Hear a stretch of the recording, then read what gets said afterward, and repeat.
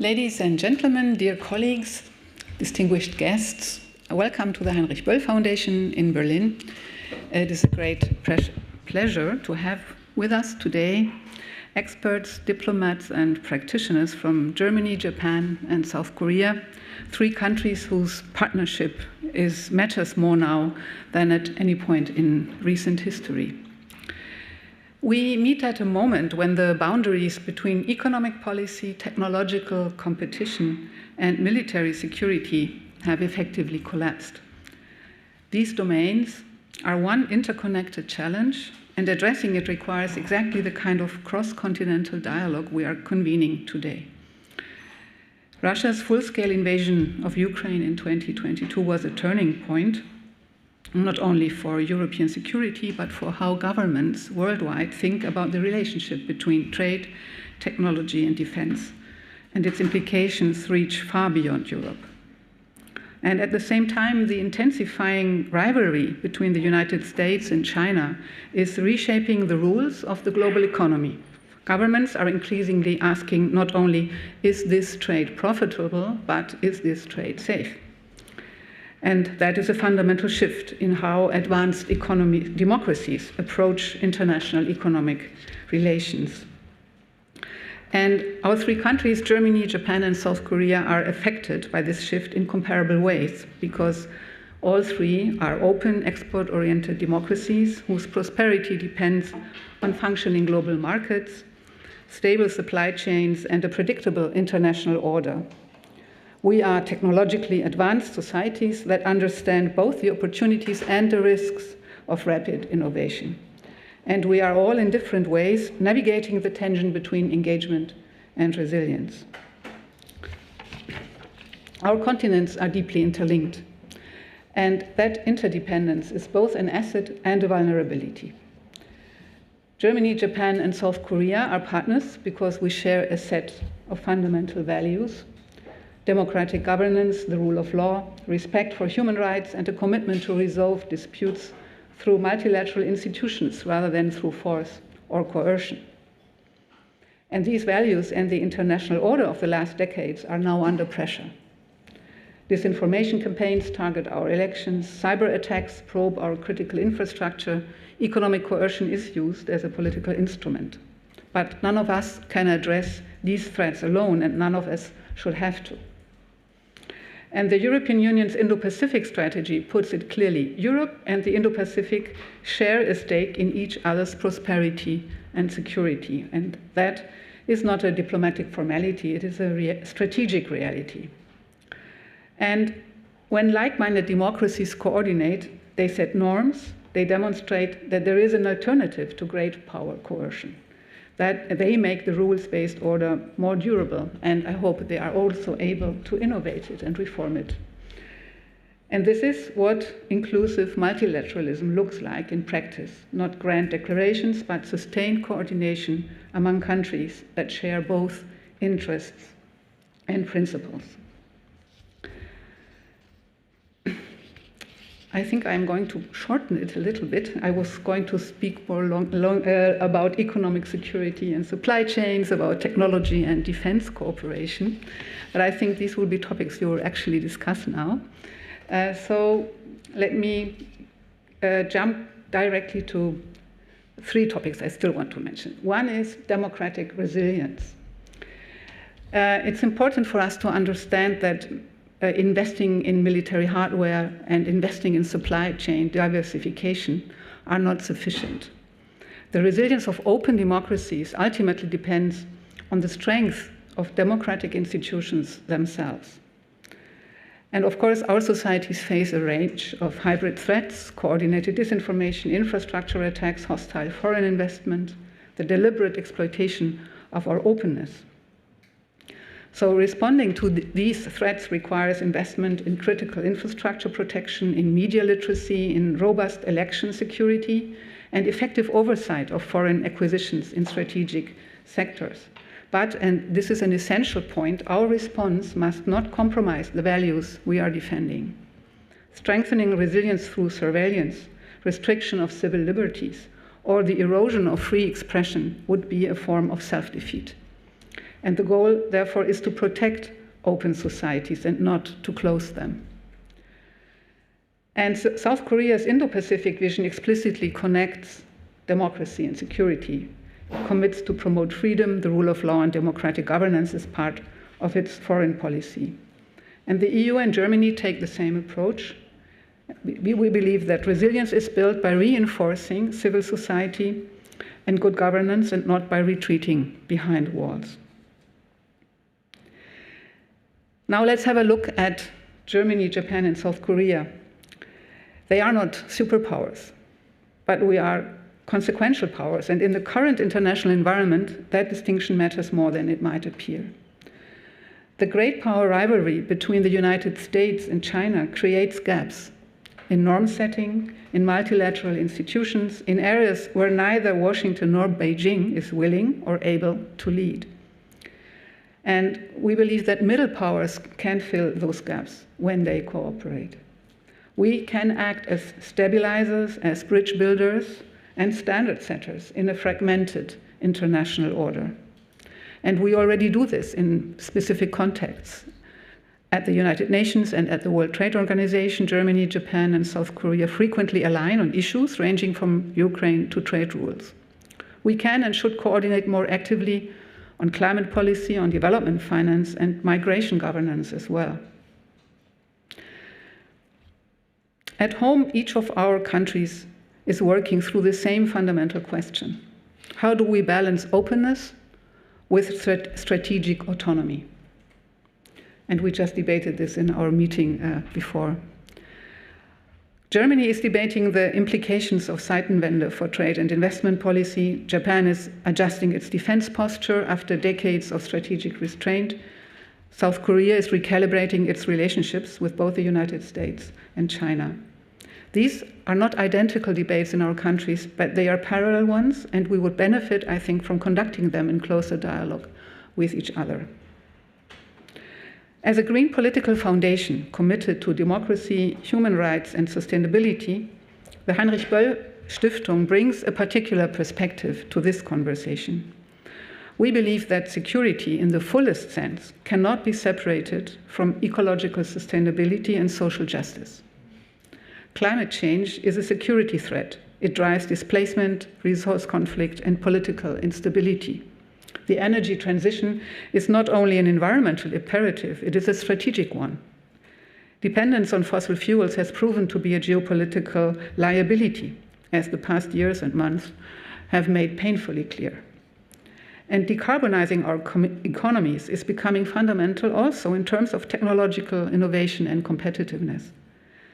Securing access to relevant technologies and to natural resources have become an important area of international cooperation, especially with countries from the global south. I believe that we can transform the need to establish such cooperation relations and partnerships into an opportunity for innovation and renewal.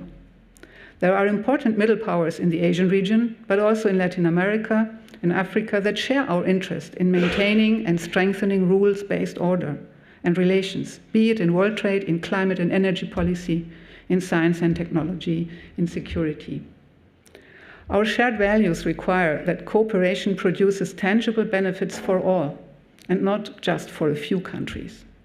And in these times of disruption, it is therefore paramount to maintain and increase public investment in international cooperation for global sustainable development. This foundation has actively supported research and dialogue on European-Asian partnerships, and we are proud to host today's discussion. We see our role not only in analyzing threats, but in asking constructive questions. How can joint investment in green technology strengthen both our economies and our alliances? How can resilient, sustainable infrastructure serve as a platform for deeper cooperation? How can the green transition itself become a driver of partnership between Europe and the Indo-Pacific? And which spaces of a dialogue and cooperation between our three countries would lend themselves for including potential partners from the global south in order to strengthen and innovate rules and value-based multilateral cooperation? I think you will discuss many of these questions on this panel, and so let me conclude. and extend a particular welcome to our moderator, Joel Sandhu from the Global Public Policy Institute, who will guide us through this discussion. And our aim is specific. We want to move from shared threat perceptions to practical cooperation proposals. And I'm very happy that today our panel brings together distinguished voices from Germany, from Japan, and South Korea, each with deep expertise in security, economics, and diplomacy. So thank you very much for being with us this evening, and I hand over to you.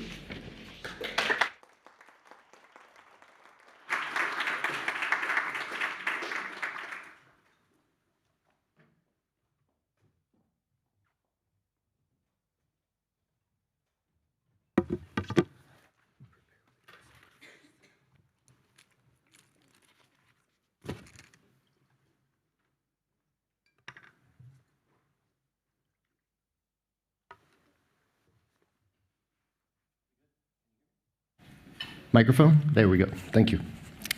Thank you, Emma Schultz, for the introduction. And yeah, welcome to everyone to today's discussion. And without further ado, I want to jump right in.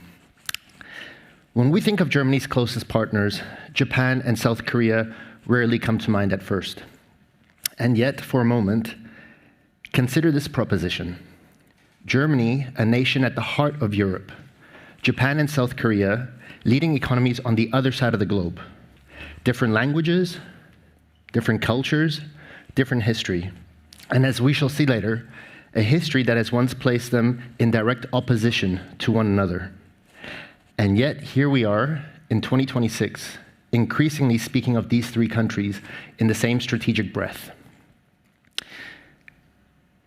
As Emma mentioned earlier, today's panel takes place against a backdrop of a rapidly transforming international order, one in which boundaries between economic policy, technological competition, and hard security are increasingly blurred. Russia's war against Ukraine, intensifying US-China rivalry, mounting tensions in the Indo-Pacific and now the Strait of Hormuz, and growing vulnerabilities in critical infrastructure have accelerated the fundamental shift in how states conceptualize security.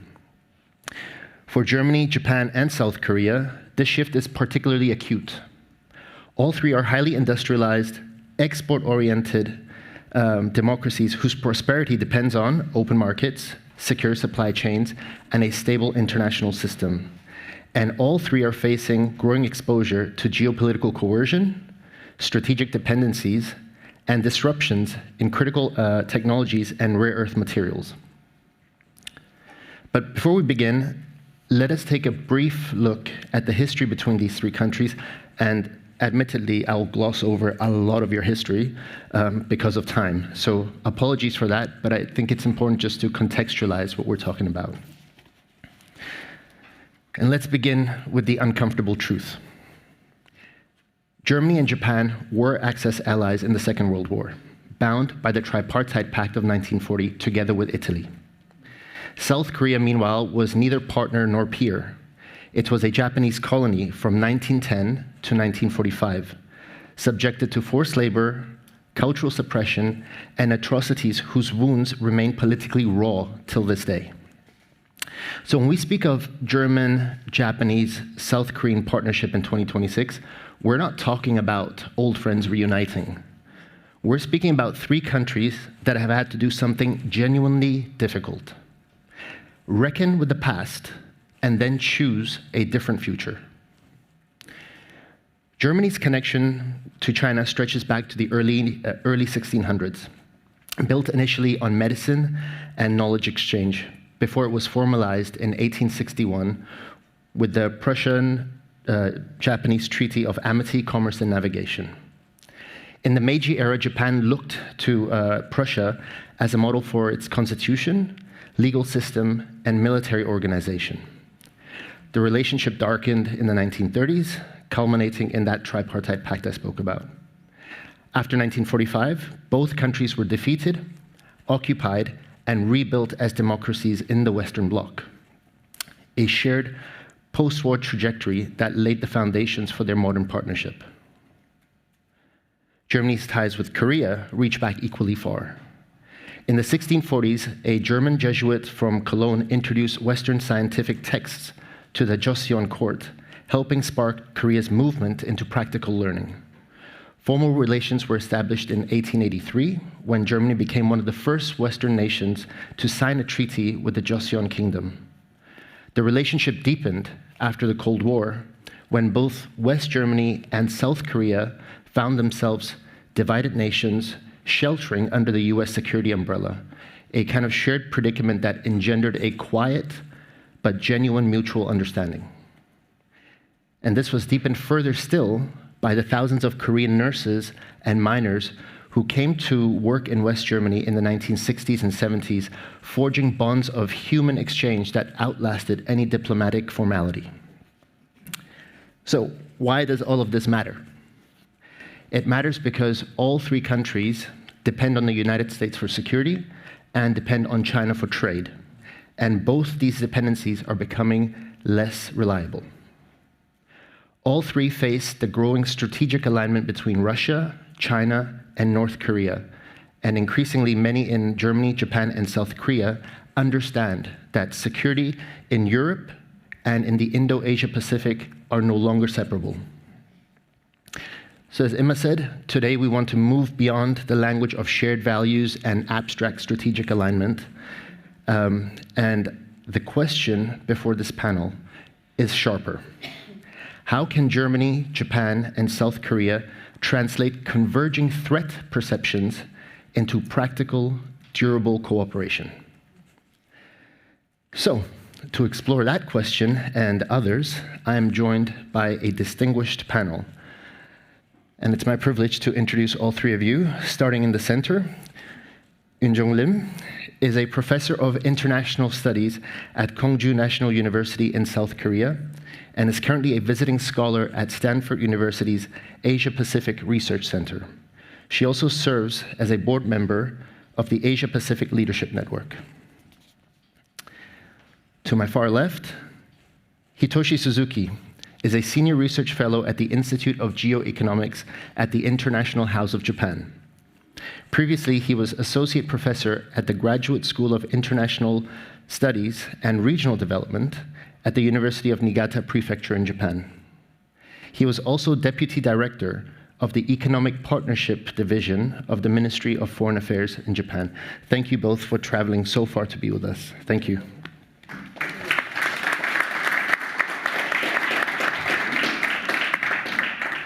Last, but definitely not least, we have Sarah Nani, who is a German member of parliament with the Alliance 90, the Green Party. She also serves on the Defense Committee and the Subcommittee on the United Nations. She's also her parliamentary group's spokesperson on defense policy. So, we do have a lot of ground to cover. So let me start by asking all of the panelists a question, and I would ask you to keep your initial remarks to maximum 5 minutes. I have my stopwatch here, and I will give you a count, a signal on the last final minute. We've had this discussion, so I'm not shy about it now. After a first round of questions touching on various themes, I'll invite the three of you to enter a discussion amongst yourselves. And afterwards, I'll also like to open the floor for Q&A for the audience before we wrap up. So, Eun-jung, since I introduced you first, I will kickstart with you, and the question applies to all three of you. In a world increasingly governed by hard power and short-term interests, what is ultimately at stake if Germany, Japan, and South Korea fail to forge a deeper consequential partnership, and can your country afford that failure? Great. Again, thank you so much for organizing this very timely event. And I think Joel already elaborated the environment we are now. Again, when Russia, again, crossed the line, they invaded the Ukrainian territory, I think many of us, here us means, again, the East Asians, I think we realized that, oh, oops, two regions are literally connected. Actually, back then, even the sitting president, he was back then, again, the presidential candidate, but he said, like, Ukraine is so far from us, it might not be that relevant. So that was his initial reaction when he was asked about the Ukrainian situations during his TV, again, the discussion. But gradually, of course, immediately I thought, like, yes, we are connected, but gradually, increasingly, we realized we are very much connected, especially when we knew that, again, the North Koreans' involvement in that war. Again, I really, I was very saddened by that moment. Again, all these North Korean soldiers were literally hunted, right, by the drones on the ice, and that was really painful to watch. But not only just all this emotional reaction, again, they learned a lot from this real war. We need to really remember this. Again, they learned a lot. I cannot emphasize enough. They learned a lot from this real fight, real killing, and that they are learning more about all this technology too. Drone, obviously, and cyber too. Of course, North Korea, I was very much severely hacked, presumably by North Korean hackers, because that's so easy to say that might be done by the North Korean. That's what I heard from my police. But anyhow, many South Koreans face hacking issue every day, almost every day. So I'm not one of them. I'm just one of the many. But not only just hacking, all this data collection is another like a concern. They literally, I think, strengthening their fighting capacity. And then Russia, North Korea, these connections, of course, ideologically, they have been connected, but they really got almost like a blood tied, right, alliance-like, which is a uncomfortable thing, even to Beijing. See, again, the president to see, he went to, again, the North Korea just a few hours ago. So I think, of course, China, Russia, North Korea, we are concerned about this trilateral cooperation, but at the same time, we need to be careful, attentive to a uncomfortable relationship between them two. So having said that, again, what I'm trying to say is, in security-wise, obviously Europe and Northeast Asia are not separated any longer. We live in a totally different world. So this is our new reality. And second, again, Washington, well, I spent many years in Washington as a student and as a lecturer. Well, today's Washington is very much different from the day when I was working there. But still, we need to read the behind the curtain. Again, of course, Mr. Trump is a pretty unusual, very unique leader. But it's not only about his personal character. What they are trying to do is, again, very much different from our means here, IR theorist, understanding. Well, some will say that's a plutocracy. Oh, yeah, okay.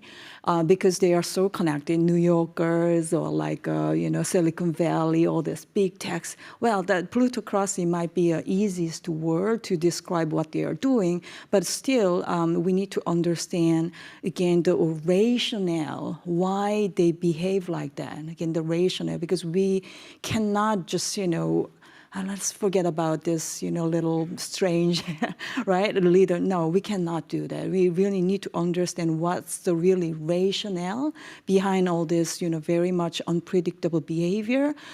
So having said that, I think definitely, I believe, again, all this kind of dialogues between us, again, the Japan, Korea, and the Germany, this is very much important because we need to be on the same page to move on, again, forward. Okay, thank you. Perfect, thank you. Right on time. Very, very impressive. Becoming German already. Hitoshi, over to you. Same question. What is at stake? Yeah. Yeah, is it on? Yeah, okay, thanks. So thanks, Joel, and thank you so much for everyone here. Before going into your question, so what is at stake? I just happened to find out what I personally is at stake by listening to your opening remarks, especially the history part. So I was wondering why I was invited here, and immediately understood that, okay, so none of the Japanese are willing to answer about the history question, because it is one of the most sensible and most difficult one to answer, actually. So anyone who's not a historian could just say, I'm sorry, I don't know details. I know it's a great debate. I'm sorry for the victims. No smiles right there because I'm serious. But I'm not historian, so I couldn't answer. I'm historian, regrettably. So I don't have any reason to avoid answering questions or debates. So that was why I was called in. And I'm not a great fan of battery EVs, but still, I do think that that's the future car for us to sort of buy. So I was thinking why I was called in, and well, okay, so let's face it, because we have to face these things. So that was what I am at stake, and I totally agree to your point that so it's not something which happening far away. That Ukraine and Russia are not like 12 hours flight away. It's directly our question. And Prime Minister Kishida had just made a statement 1 month after the invasion that today's Europe is tomorrow's Asia. And what I would like to emphasize is that I would want Europeans to also understand it the other way around, that you cannot just say, just give Taiwan away because China would be satisfied with it. Today's Ukraine is tomorrow's Taiwan and vice versa. So if you say just give away Taiwan, I'm sorry, then no support for Ukraine from Asia as well. I think that would be one point to point out at the beginning. And finally, at last, coming to your question, so what is at stake? As a Japanese, my answer would be alliance, alliance, alliance is at stake. Who is to be blamed? Donald Trump. I think that's crystal clear. And if there's any sort of difference between Europe and Asia, or the EU, Germany, and Japan, if there's any difference, is that, and also Korea, that we only have one alliance country. We're not like NATO with collective defense. We don't have like European friends in the whole NATO, and also the EU has security cooperation, but we don't have that sort of framework and friends gathering together and collectively. So whenever we criticize Donald Trump of many of his very debatable sort of policies he comes up with, we still have to admit the fact that that's the only alliance country we have, and we do not have much choice there. So Europeans today are more talking about trying to be more independent from the United States, that you need your independent capability. And yes, and Japan is absolutely willing to cooperate in this direction. But then when it comes to how do we actually face Donald Trump, the United States, we have to be careful not to go too much far off as the Europeans are always criticizing Donald Trump. That we would be a little bit more sensitive and try to sort of keep distance and making sure that we do keep a back door open for Donald Trump to make a compromise. But then that might be a wrong, very too big backdoor, giving too much chances to Donald Trump. So I think that is the point where Japan is standing and where we should be careful. So yeah, well, in fact, I think I'll just stop right there because I think we want to save a lot of time afterwards. So yeah, thanks. Perfect, thank you very much. Sarah, over to you. Well, the question was, what is at stake for Germany? Of course, the first thing that comes to mind, and Emma also mentioned it, is our prosperity and our wealth. Then we're talking about values and international order and so on. But I think that, I mean, if we look 30 years ahead, or maybe 50 years ahead, I hope I will still be alive. Yeah, 50 years, yeah, it's okay, can happen. Maybe we do live in a world where there are very few democracies left. This is a possibility, right? So that you look at history of humankind or say, yeah, and then there was this phase for 200, 300 years where some countries thought that the people could take decision for the collective. Crazy idea. This could happen, and I think that this is very much what is at stake. And it's not only at stake in the cooperation that we are talking about today, but it would definitely be a missed opportunity. It would definitely be a missed opportunity. What I see right now in the world is that in many democracies, and I was just in Washington last week, in the US as well, even among the Democrats, a lot of decision makers do not care so much anymore about the international order, about international law, about cooperation in general, about what is going on in the world, right? And if this is true for many democracies, it's not so true for the very small ones, because they depend so much on the outer world. If you go to the Baltic states, they know a lot about foreign policy. But the bigger the democracy is, the less people, even those in power and in responsibilities, seem to care about foreign politics. And that really is a problem, because autocracies care a lot about the international order. And they know exactly what is going on.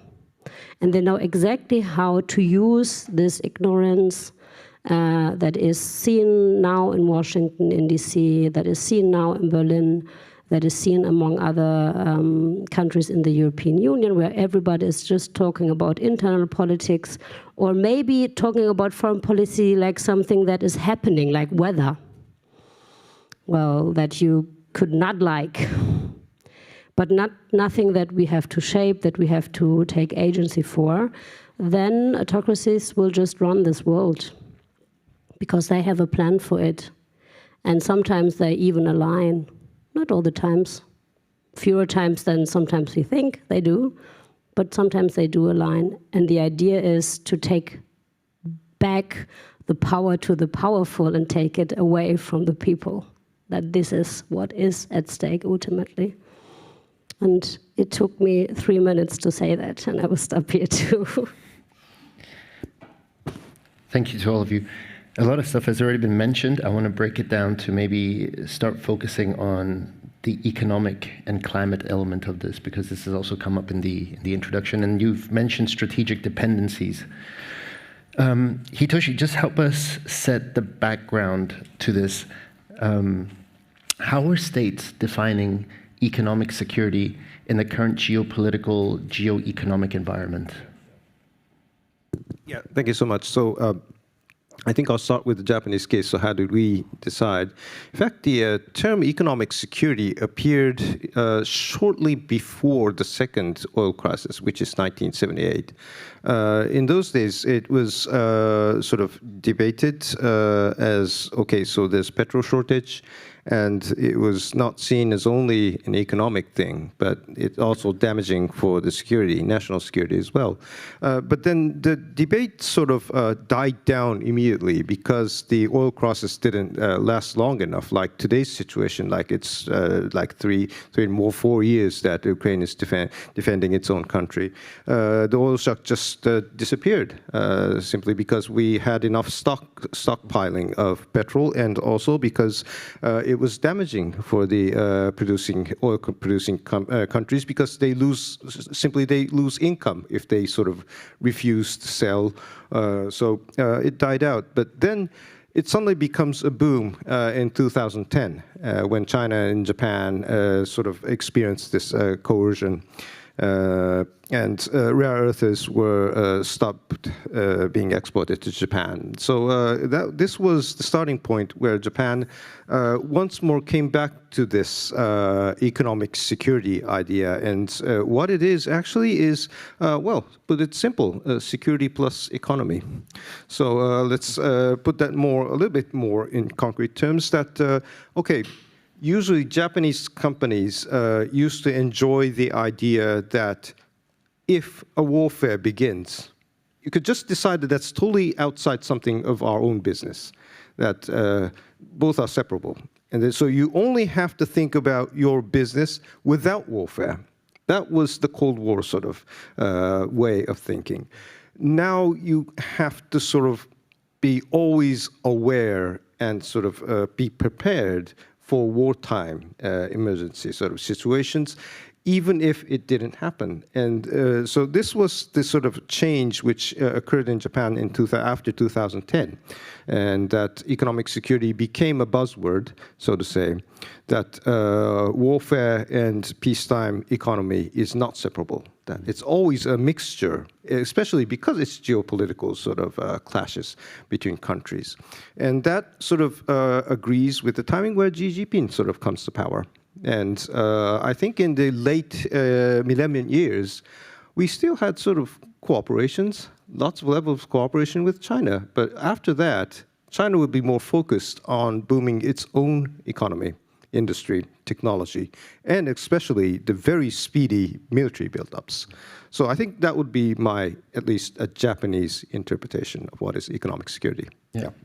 Thank you very much. That was fantastic, the way you've set the scene there, especially the security plus economy perspective, because it brings to mind a lot of discussions on de-risking, decoupling, and so on. Sarah, I want to put this forward to you. I've recently had the occasion to speak to a Chinese scholar who put forward a rather striking proposition that middle powers, such as the ones represented here, are also engaged in the balancing acts of their own, driven not by grand strategic vision, but the pursuit of short-term advantage, right? International relations in this reading are becoming more transactional in character, and diplomacy is reduced, in essence, to the question of who can extract what from whom. And along the same lines, it was suggested that the prevailing discourse around de-risking and decoupling is increasingly irrelevant. And it's subordinated to the more immediate priorities of securing supply and serving national interest. So I'm curious, what are your thoughts on this proposition? Well, of course, the Chinese want us to think like this, right, in the short-term way, because they are thinking in the long and on the long run. What about what I just said about how to shape the world in the next 10, 20, 30, 40, 50 years? So they want to sell us this idea that, everybody's going to act like this right now, so you better do not invest in long-term cooperation and relationships. Of course, there is some coercive moment in this logic, because if you observe others to act more and more transactional, you have this incentive to do the same. But I think among partners, if you are clear with your intentions, you could even have both. Like being very short-term oriented and very interested, driven in a specific situation, but then also be open about this with partners that you normally have share values and have common interests in the world order and so on, to tell them, okay, look, we are going to do this right now because this matters for us in this specific moment, and it's important, for example, to uphold the support from our population to our policies. We do not want our economy to crash, so we're going to do this and that in the next 3 months. This probably is a bit harmful for you because now we are in a situation of rivalry, but let's continue to work on the long-term perspective and strategic. I think you can have it both, it's possible, and we should not think that one logic should overpower the other. But to be honest, at the moment, I don't see that Germany, at least, I don't know how it is for South Korea and Japan, does really have the manpower and women power in the administration to do both. So this is a problem of resources. If you only have resources to do one thing or the other, then maybe we're going to end up in this logic of transactional behavior among partners. But if you invest enough in your administrations, in your political life as well, if you invest in these relationships, you can even have both, I'm pretty sure. Just very briefly, as a follow-up question, do you see that there is an ambition for long-term vision within the German government? On paper, there is. And some of the paper has been written by my dear friend Annalena, and when she was in charge in the administration. No, but especially for the Indo-Pacific, we do have a strategy, right? there is a strategy. I mean, we could challenge whether it's still like up to date, seeing the current geopolitical changes in the world, but there is a strategy, there is a commitment, and there are also people who are doing this and who are planning things. I mean, all these, it's from my area, right? Defense. There are soldiers, maybe not now because it's too late, but tomorrow morning they're gonna sit on their desk preparing the next cooperation or with the South Korean or with the Japanese MOD, and which is happening next year or in 2 years or even later. And there are people who are investing now in the economy who built a factory that will only make any difference 3 or 5 years from now. So this is still happening, but we reduced our resources in the foreign ministry, and we also reduced our resources in other ministries. So yeah, it should be the other way around. Thank you. I also want to focus a little bit on climate as I set out in the beginning. And Yunjung, I want to come to you as one of the climate experts on the panel. As you know, energy transition is both a moral and an ecological imperative. Yet the promise is shadowed by a stark geopolitical reality, which is that the battery supply chains upon which all of this depends are overwhelmingly in Chinese hands, be it from raw materials to processing. Now, Germany, Japan, and South Korea find themselves equally exposed to this choke point. Now, in an era defined by de-risking and decoupling, as we're talking about here, how can the urgency of climate change prevail against the cold logic of economic self-interest? Well, as a researcher who have been working on energy and climate policy for years, I will argue that, again, the energy transition cannot be separated from energy security or vice versa. These two are now more intertwined. Again, economic security, especially for the countries like Korea, Japan, Dr. Suzuki already mentioned the oil crisis in the 1970s, but that was actually the era for both countries, for Japan, Korea, and Japan, to diversify, to move toward the diversification of energy sources rather than just petroleum. So that is why so-called the nuclear and natural gas, these two became the major source of energy, both, again, in Japan and Korea and Japan. But today, as you just mentioned, of course, we need to expand the renewable further, but the neck is, again, the bottleneck is, again, the battery. Of course, Korea has a battery manufacturing capacity, which is worldwide very strong. But again, all this, critical minerals are basically from China.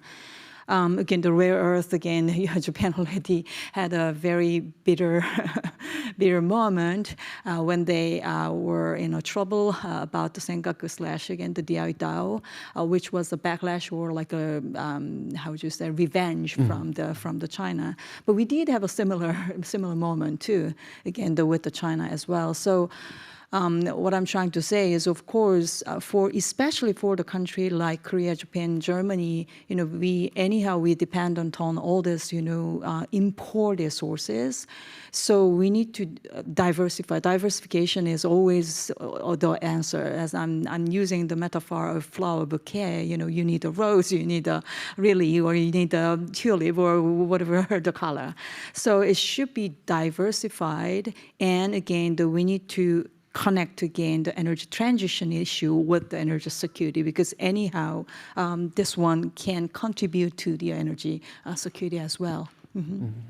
Thank you very much, and it gels very well with the jacket you're wearing in terms of diversifying in bouquets. So, but I want to come back in seriousness to Hitoshi, because you mentioned something that's been brought up on the panel already a couple of times.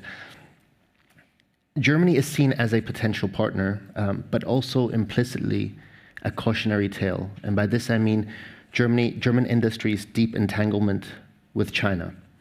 And Japan has significant experience in dealing with supply chain coercion, as you mentioned earlier, and rare earth dependencies after tensions with China in the 2010s. So from your perspective, what lessons should Germany, and by extension Europe, learn from the Japanese experience of economic vulnerability and, as Yunjong just said, diversification?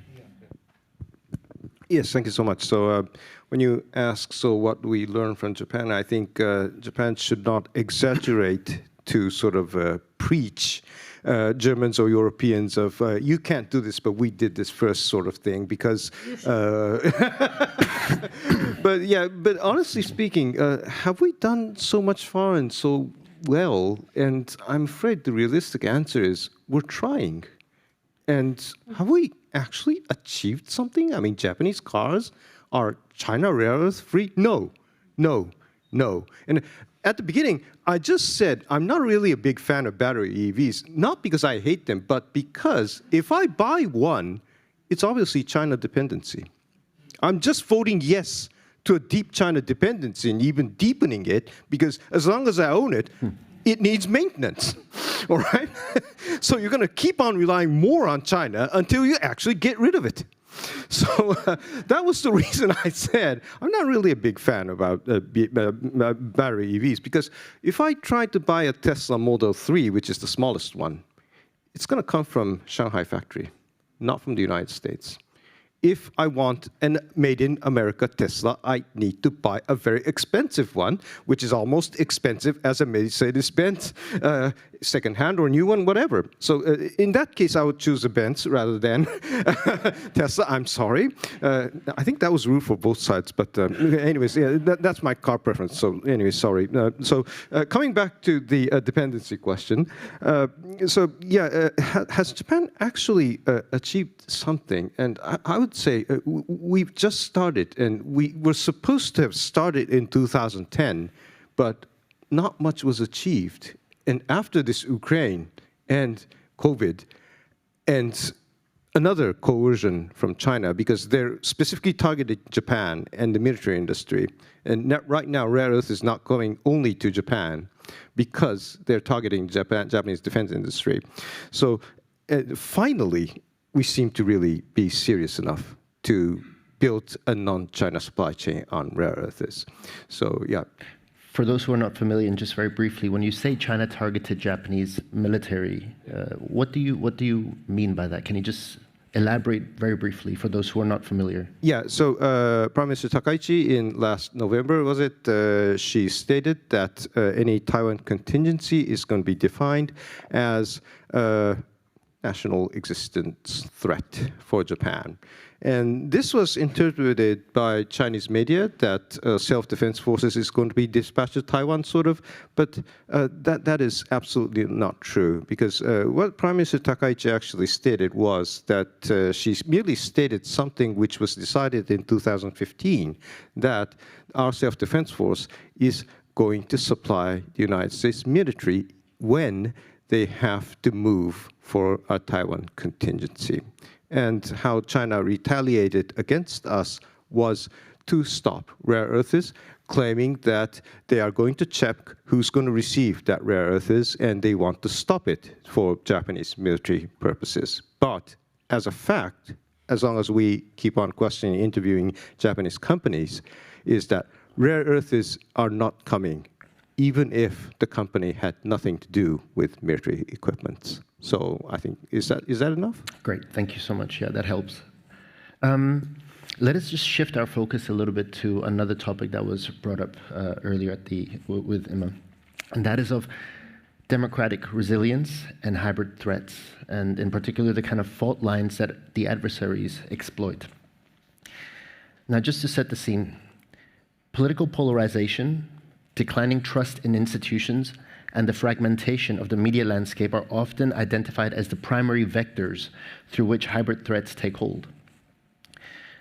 Given that Germany, Japan, and South Korea have each grappled with these vulnerabilities in distinct ways, for example, the alternative for Germany, AfD's rise, and Russian interference in German political discourse, to South Korea's recent constitutional crisis, and then to Japan's historically insular but increasingly penetrated information environment, where do each of your countries identify the greatest internal vulnerability, and how honestly is your political establishment willing to confront it?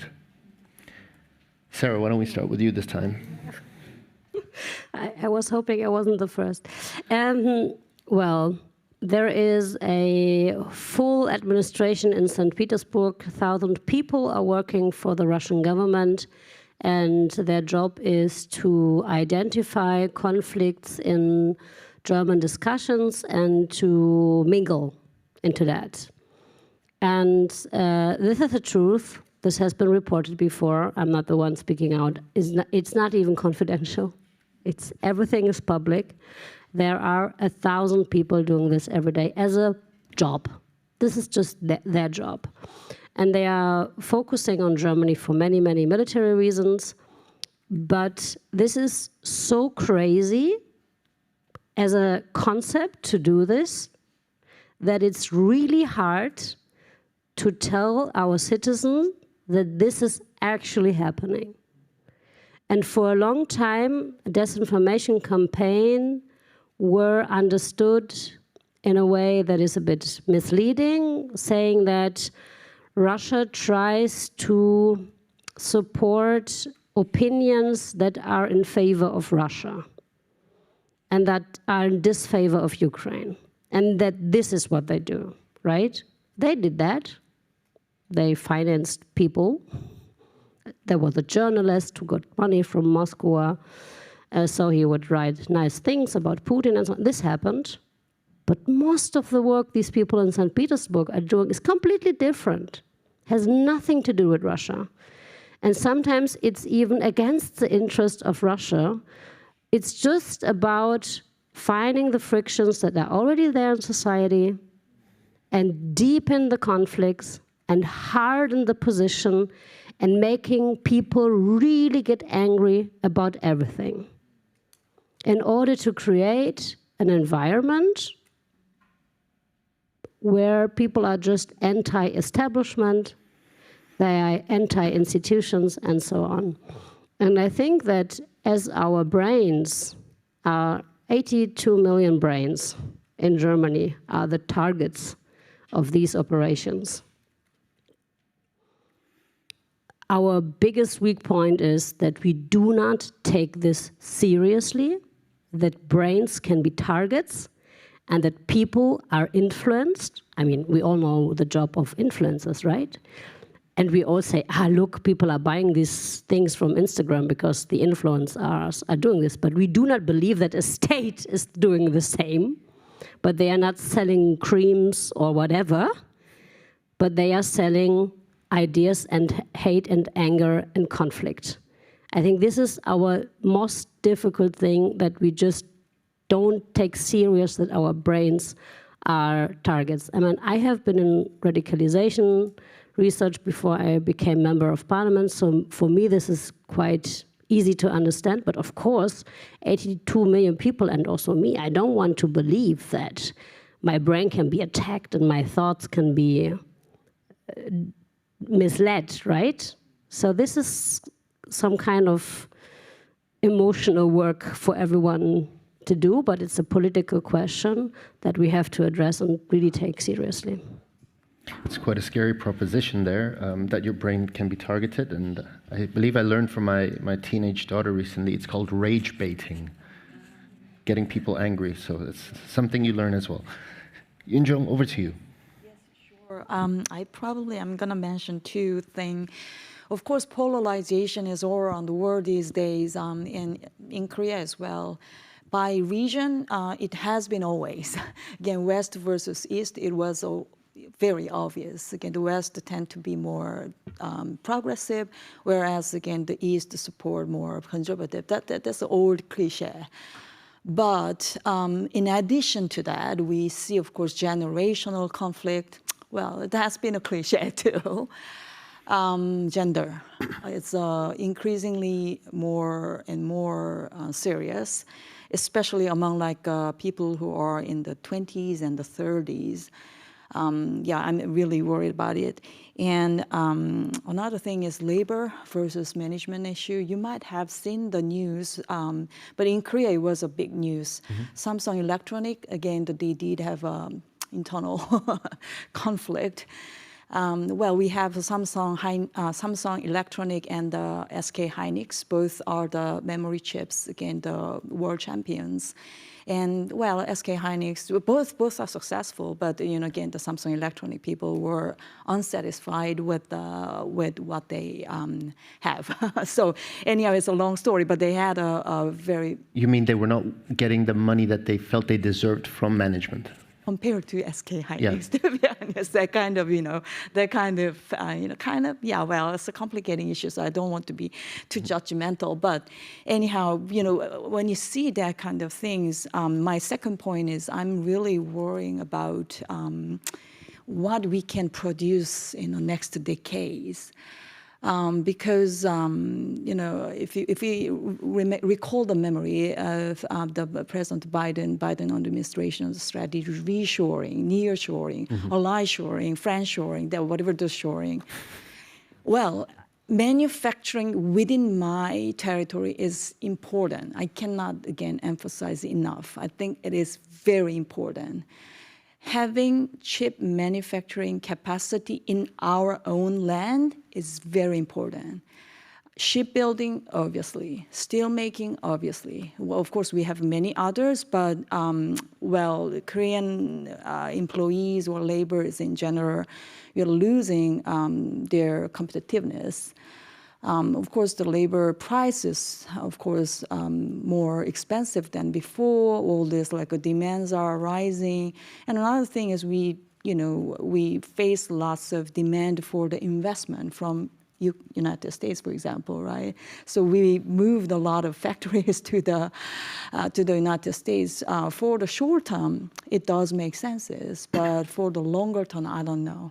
And our young kids are all just aiming for medical school only.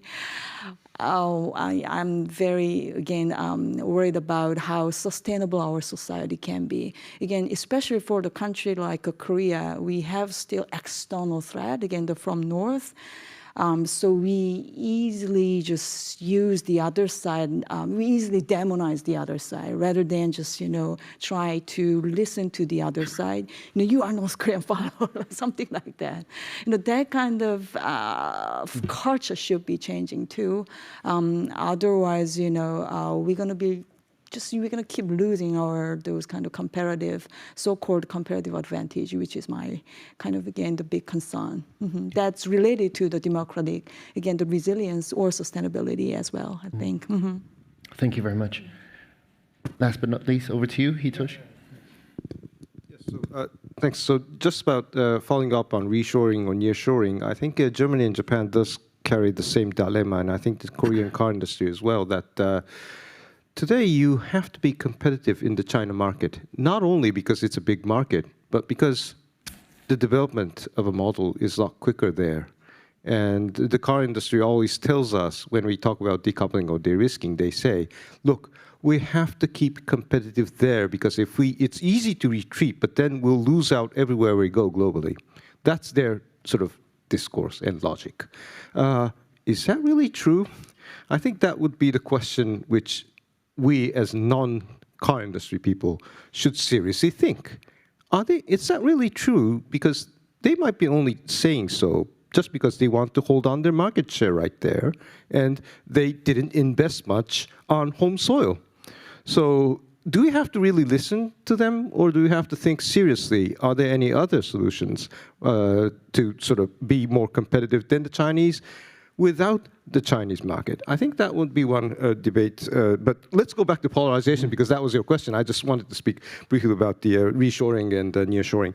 So polarization, I think polarization was not a serious issue in Japan, and it is now become a serious issue, especially after Takaichi was elected as prime minister. It's simply because for 2 decades, the LDP, the ruling party, has always enjoyed the stable coalition with the Komeito party, who is, well, it's not a pro-China party, but because it is a sort of a religious-based group, it had very close ties with the top Chinese people. So whatever anti-China policy the LDP right-wing people would propose was always torpedoed or watered down not to make China angry about that for 2 decades.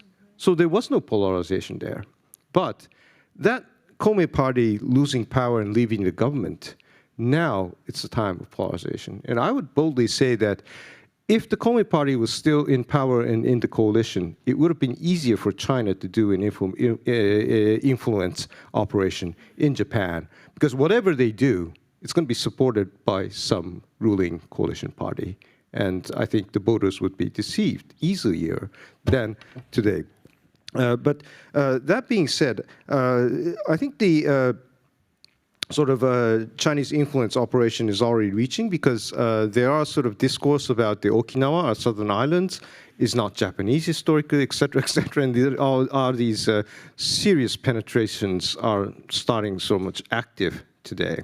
So it used to be sort of targeting a bad reputation on Taiwan in Japan. Like there was a typhoon disaster on the Kansai International Airport, and some of the Taiwanese were sort of isolated there together with many of the Japanese. But then there was this China disinformation spread in Japan that the China embassy came and just saved the Chinese people while the Taiwanese were isolated right there, because the Taiwanese government had no governing power. And that was disinformation. That was simply not true. But the Taiwanese consulate general had to suicide and sort of kill himself because he felt guilty that he was not able to do this. So that was one example, not known globally or internationally, but Japan is starting to be targeted as this information operation.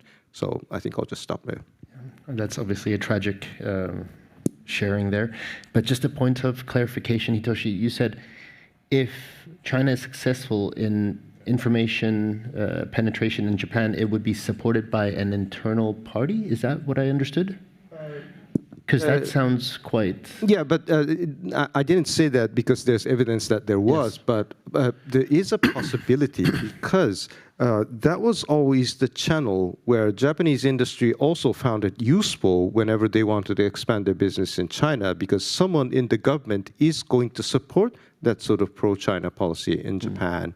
So when it comes to like shrinking our support to Ukraine, which is in the interest, indirect interest of China, that might be supported by sort of some people who are close to that policy. Not all of them. I think they're going to be divided in their opinion. Do they actually do that? But I think it's logical to actually guess that some group of people are actually going to support that sort of position, that we don't have to spend so much money for the Ukrainians, that they are so far away, and helping them is not going to help our welfare right here back here home. And it's because it's already happening. I mean, there is an extreme right-wing party, it's orange-colored, called Sunset Party. They are penetrating our local society very severely, because I'm doing a fancy job in Tokyo. Who's taking care of my dad back home, 350 kilometers north in a rural area called Niigata? And you would suddenly find that these extreme right-wing people are personally helping those elder people left over in local areas and seriously penetrating the Japanese local society. And that's the very reason, basics, that they are gaining support, a lot more than the sort of, not just legacy media, but the legacy political parties, so to say. So I just want to touch that issue. Thank you, and thank you for localizing that example very well. I want to try to tie this all together before we move on to another topic. And I want to see if we can find space for exploring cooperation here. But before that, as you mentioned earlier, Sarah, Germany contends primarily with Russian hybrid operations and the instrumentalization of energy dependency as a coercive tool. Yoon-jung, you said already South Korea faces that dual threat from North Korea and cyber operations from North Korea and Chinese information manipulation. And Hitoshi, you mentioned that Japan is only beginning to reckon with this after decades of being insular. And so we've also identified different threat landscapes and different strategic cultures. And yet all three countries share a fundamental stake in preserving a rule-based international order and the integrity of democratic governance, something you've all mentioned. My question to you is this: beyond the kind of bilateral arrangements and existing multilateral frameworks like NATO, like G7, where do you see the most concrete and underexplored opportunities for trilateral cooperation on democratic resilience and hybrid threats? And if each one of you will also touch upon what role is there for civil society in resilience strategies? Maybe this time, Hitoshi, we go with you briefly. Thanks so much. Before I forget, because I always want to speak too much about cars and just want to sort of keep away from that, my bad habit, starting from civil society. This is what, not only I, but we as in Institute of Geoeconomics heard from a fact-check center in Japan, where civil society could most help.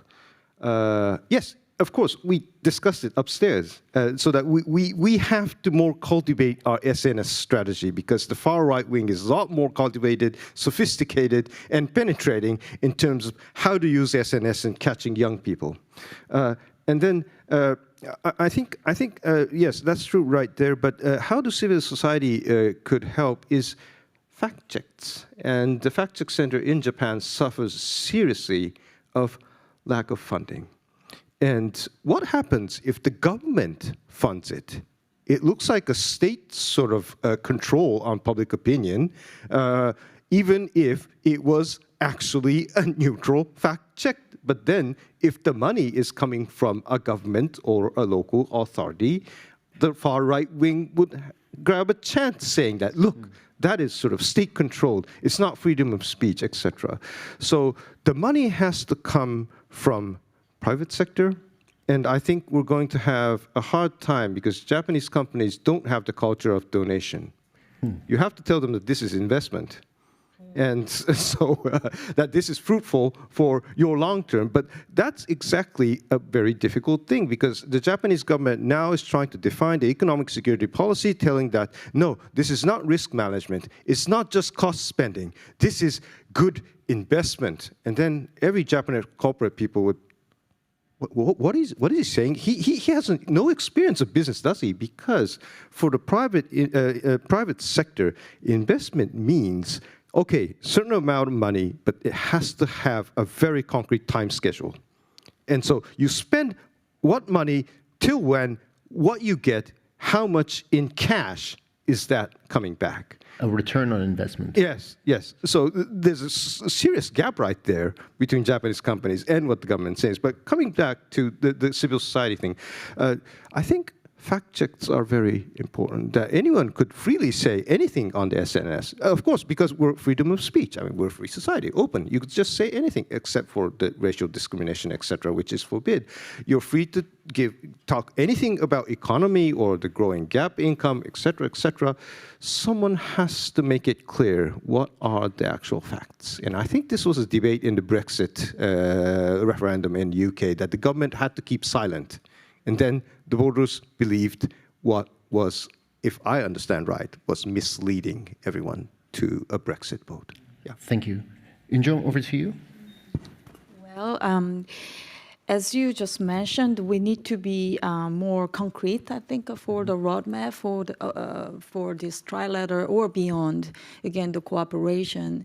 Of course, we share the same values, and the strategic interests are almost, pretty much overlapped as well. But more concretely speaking, I'm doing all this energy things. So probably, again, the critical mineral supply chain. Of course, I don't think we can't really achieve the complete decoupling from China, realistically speaking. However, still, I think some efforts to diversify is very much important. For example, I'm not an engineer, but I'm spending my sabbatical again at Stanford, so I happen to have a chance to learn from Stanford professor who is working on sodium-ion battery. According to him, compared to lithium-ion battery, it uses sodium. which means it can be more abundant worldwide, and it can be less, again, the China dependent. So that kind of technological evolution might be necessary, or like a supply chain overall. For example, Canada, in March, I had a chance to attend as a panelist for the Korea-Canada Forum. Again, though, as we all know, Canada is a very resource-rich countries. They are also very much worried about everything we share today. So again, the Canada, obviously, or Australia. So I think we need to seek for another, again, the partner who can talk or who can really find a solution together.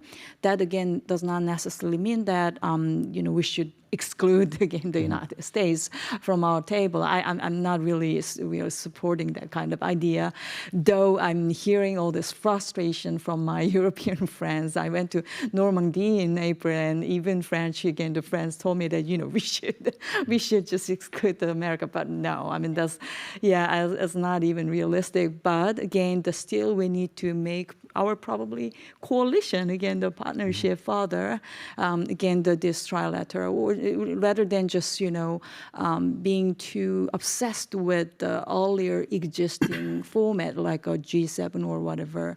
Again, let's be more creative or like flexible with the new format or new partnership. That would be my, again, the suggestion.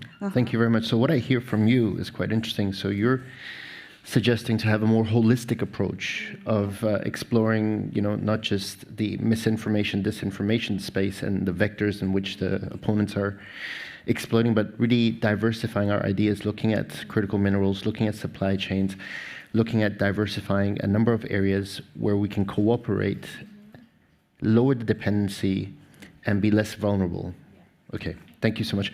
Sarah, finally, to you. Well, you ask about the role of civil society when it comes to debunk disinformation, right? So in order to accept that our brains are targets, maybe we all have to see the patterns.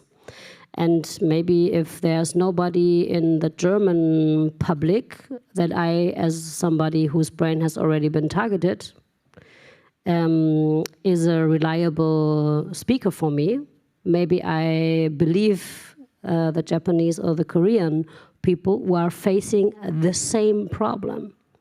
Because what disinformation is doing is really a crazy thing, right? This is nothing that, this kind of manipulative targeting of our brains, that is not an easy idea to get.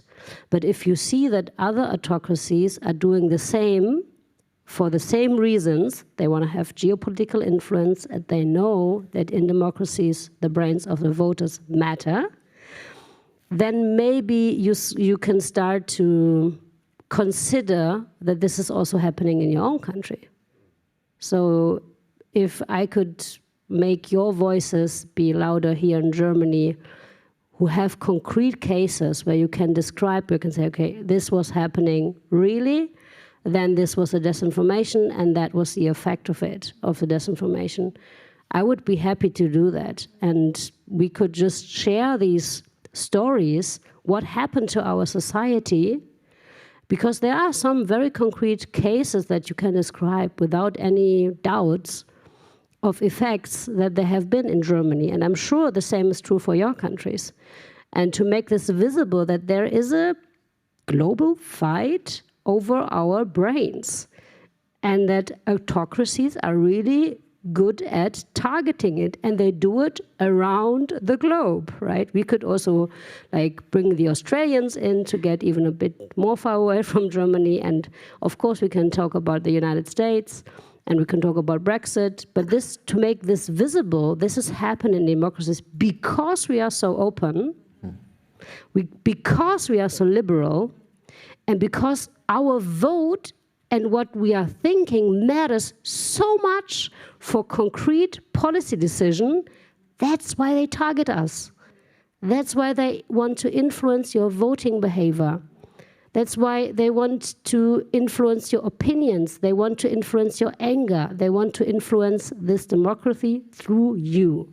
And this sounds just crazy. And if I'm a defense person, right?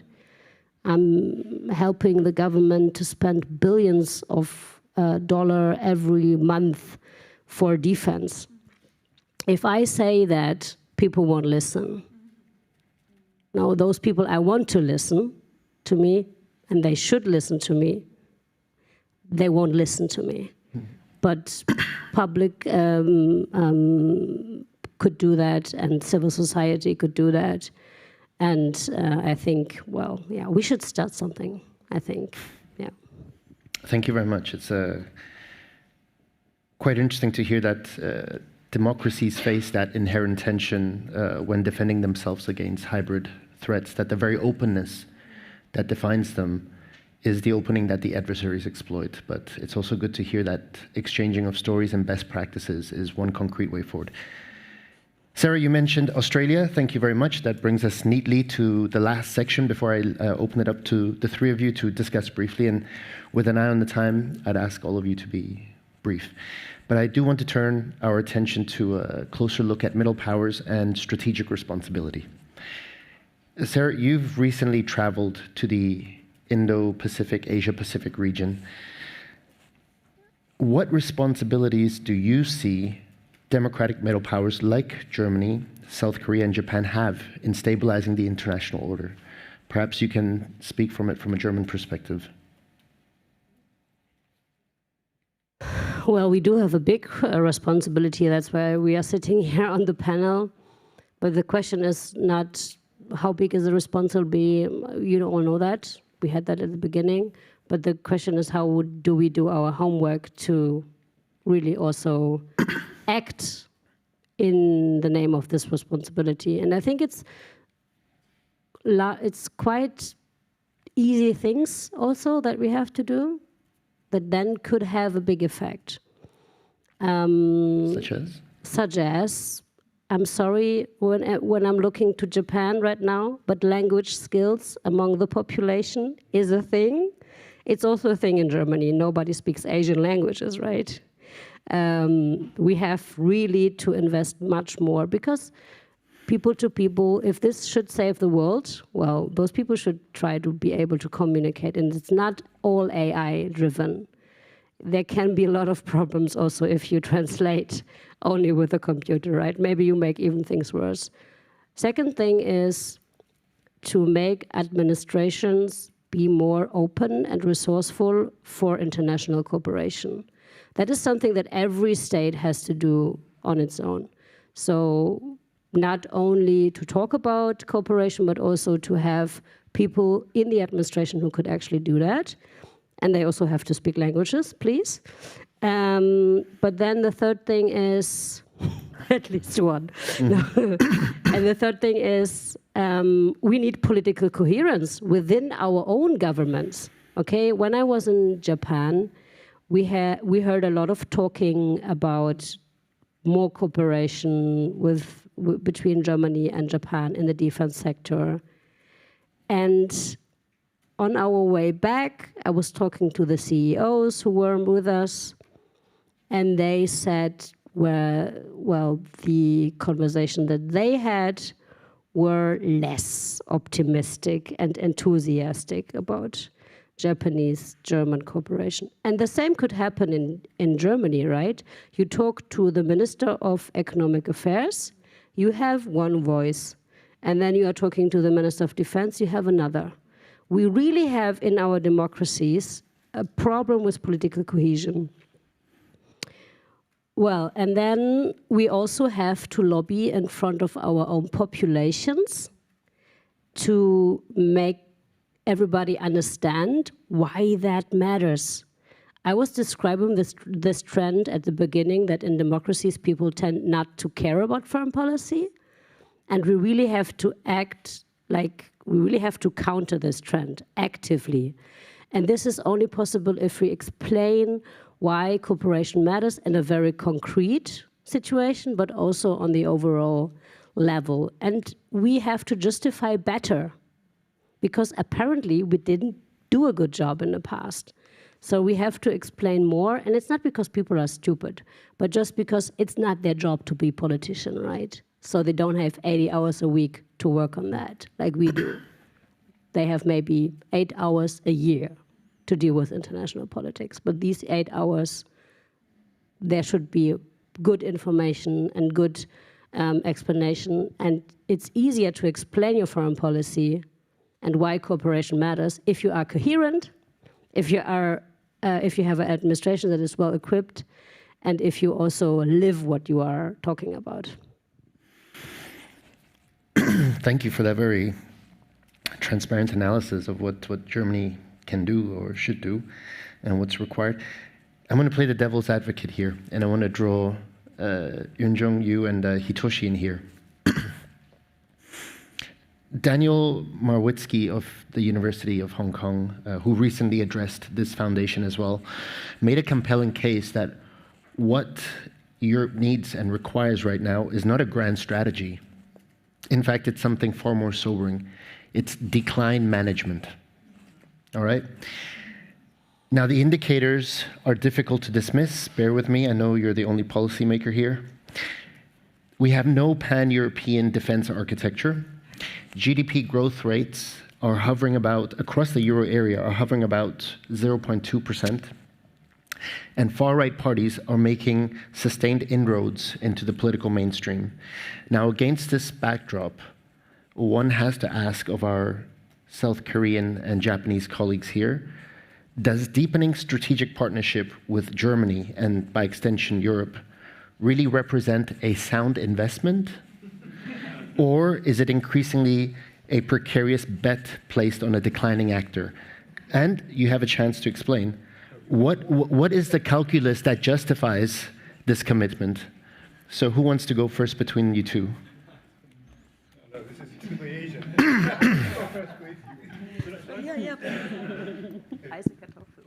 Yeah, so sorry, it's really typically Asian that you go first, please. Pretend to be patient, but actually you don't want to move front. I think the only thing good to move front is that you could freely talk about anything. So it's going to be harder burden for the other person to go afterwards. But yes, thank you so much. So I think I would like to be very brief. And we discussed this in Tokyo, in fact, a few days ago, that the impression, at least Japanese get today, is that Europeans are losing self-confidence in what you could do. And of course, yeah, okay, decline management, I think we do need that as well, yes. But on the other hand, I think it has always been true that we were always enthusiastic and did hard enough and hardest on innovation. And like, what about rare earth-free EVs that don't use rare earths? Some of the motors are now rare earth-free, but that's like the most expensive Honda model. That's not the car I could buy, I'm sorry. What about batteries that don't use rare earths? Because the poles use rare earths, and you really need the best quality rare earths to make it efficient. But what if you don't need rare earths for almost the same potential? I think that those are the places where we should be more investing. And Europe is not far away from Japan or Korea, that we are actually making huge amounts of efforts right there. The problem is that whatever we are successful in, China will immediately come to photocopy and be speedier than we are to make it better and, well, probably not better, but cheaper. And at scale. I think that's the point. So I think we should not lose confidence right here. Does Japan have leverage against China? No, no, no. We're only like 1/7 or 1/8 population. We're too small that it doesn't matter, in Korea as well, I'm sorry. But China is depending on export to the EU. And Germany is the largest market in there. And you still have the cutting edge. So who has actual leverage against China? Is not us, but you. And we would be happy to cooperate on the technology side, but when it comes to actually bargaining against China, you take the lead, because they have to listen to you. And if you shut out their export, it's almost game over for them. So I always speak, Japan is with free trade, global free trade, rule-based international order. We're against protectionism. I'm sorry. Off the record, please. If you need protectionist measures, I think Japan would oppose it as a sort of official language. But then, if you do feel you have to protect your market, we would criticize it, but you just have to ignore it. And you just take the necessary measures. I think that would be my message. Should I just leave it to Yes, please. It's all on YouTube. So what justifies deepening this partnership in June? Yeah, sure. There is a famous term, word, U.S. innovates, Europe regulates. So that's a kind of, widely coded word. But, well, we might not need to be that much negative about that because I think, I'm sorry, but European, all this former imperial power did lots of negative things, to the human history, but at the same time, we also need to admit that, again, all this European legacy contributed a lot to the humanity. As a just Asian female, I'm going to say so. I don't reject that. I don't deny that. So, that value, all these value-related things sound very, sometimes ideologic or like it's sometimes sound like a very just normative. However, all these norms still does matter, as you just pointed out. Just let's imagine 20 years later or like 30 years later without all this like check and balance, for example, or like individual freedom, human rights, those things. So I don't want to even live in that kind of world. And even this, so-called AI-driven revolution or whatever you call, again, I had another interesting chance to meet the General John Shanahan, who was the leading figure for the America's Dead Project Maven. Again, AI engagement in the military. What I learned from him was, data are abundant these days. Data per se might not be really the problem. The problem is how we can really integrate all this, data and how we interpret it. Here, the problem is interpretation. How we interpret the existing fact or existing picture we see. So that's again what at the end of the day, not only just Europe, other liberal democracy also we really work together for that. Otherwise, all this humanity, I'm not really sure about what kind of world we're gonna live. Again, some decades later. So again, still, I think norms, all these values, all things we need to work on, because middle power is not only about physical size, it is also about the behavior too. So again, let's work on that together. So in that sense, of course, Europe is a big size market and high value added items. Of course, Europe's purchasing power is obviously, higher than any other continent in the world. So for Korea or Japan-like countries, we're selling high value-added items, So in that sense, definitely it's an attractive market, as Dr. Suzuki already pointed out. But not only that, again, especially in the era of AI revolution, all this, norms creation is still, I think, very much important. Mm-hmm. Thank you very much. I'm just with an eye on the time, you'll have a moment. And I do want to give the three of you just like a few minutes to interact. Sarah, maybe you want to react and kick us off with the discussion for Germany and Europe to lead the charge vis-a-vis China. That's what I heard. And then the Japanese and South Koreans will follow suit. What do you say to that? Inshallah. Well, I have to advertise for my country a little bit, right? We have very hardworking, knowledgeable people here, good universities. Our engineers are just top of the edge. Everybody come here and cooperate with us. No, really, I mean it. I'm a bit frustrated that our government doesn't use these opportunities that we have, because structurally we do have a lot of opportunities to be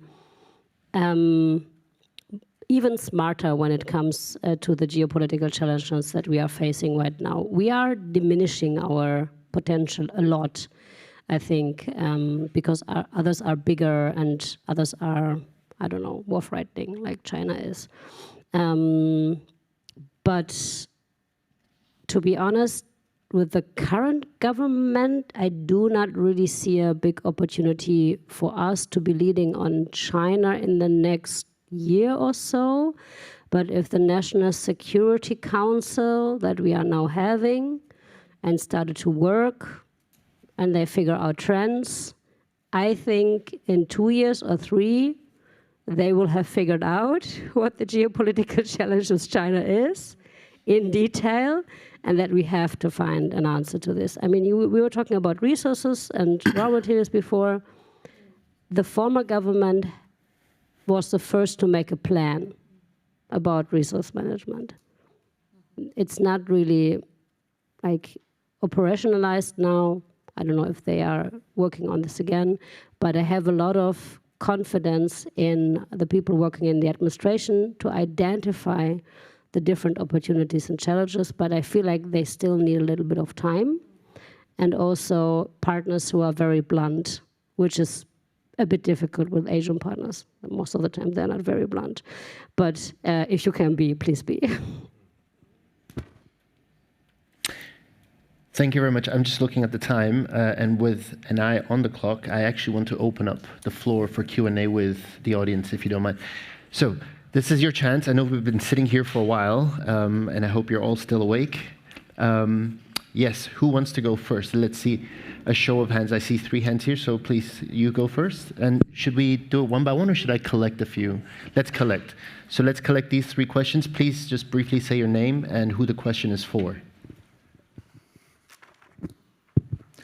First of all, thank you for our moderator and our amazing panelists that really brought insightful debates to the floor. I have a question to Ms. Sarah Nani and our amazing moderator, Mr. Joel Sandu. But before I ask my question, I want to quickly introduce myself. My name is Eugene Rey, currently studying European international politics under Thomas Dietz in Universität Tübingen. I'm interested, why does the EU have a lack of combined response when it comes to diplomatically? For example, the People's Republic of China. For example, Germany does bilateral relations with China on its own. France does its own bilateral relations on its own. When it comes to diplomacy, every EU state tries to do its own. These are actions that I believe they undermine the unity of the EU. So more sovereignty to individual states, which goes against the functionalist idea of EU.